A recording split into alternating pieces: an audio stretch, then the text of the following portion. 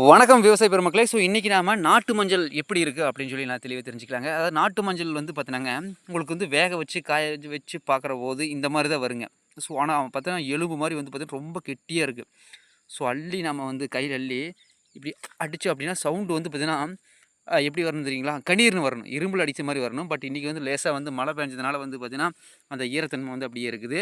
So நாளைக்கு வந்து பார்த்தீங்கன்னா வெயிலில் காயிற போது உங்களுக்கு அந்த மாதிரி வந்து பதத்துக்கு வந்துடும். ஒரு சில வியாபாரிகள் என்ன பண்ணுவாங்கன்னா, இந்த மாரி மஞ்சள எடுத்து கடிச்சு பார்ப்பாங்க. ஸோ எந்த அளவுக்கு காய்ஞ்சிருக்குது அப்படின்னு சொல்லி தெரிஞ்சுக்கிறதுக்காக. முறிச்சு பார்ப்பாங்க, கடிச்சு பார்ப்பாங்க. இந்த மாரி வந்து பார்ப்பாங்கன்னு வச்சுக்கங்களேன். ஸோ அதனால வந்து எல்லா விவசாய பெருமக்களும் மஞ்சள் வந்து பயிரிட்டிருந்தீங்க அப்படின்னா, கண்டிப்பா நல்லா வந்து காய வச்சு, அதுக்கப்புறம் வந்து பார்த்தீங்கன்னா, உங்களுக்கு வந்து நல்லா மஞ்சள் வந்து நல்லா வந்து மிஷினில போட்டு அடிச்சு கொண்டு போங்க. ஸோ எந்த அளவுக்கு காய்ச்சல் இருக்கோ, அந்த அளவுக்கு நமக்கு ரேட்டும் வந்து கிடைக்கும். ஸோ அதான் நான் சொல்ற மிக முக்கியமான ஒரு விஷயம். பயன்படுத்திக்கோங்க. Thank you.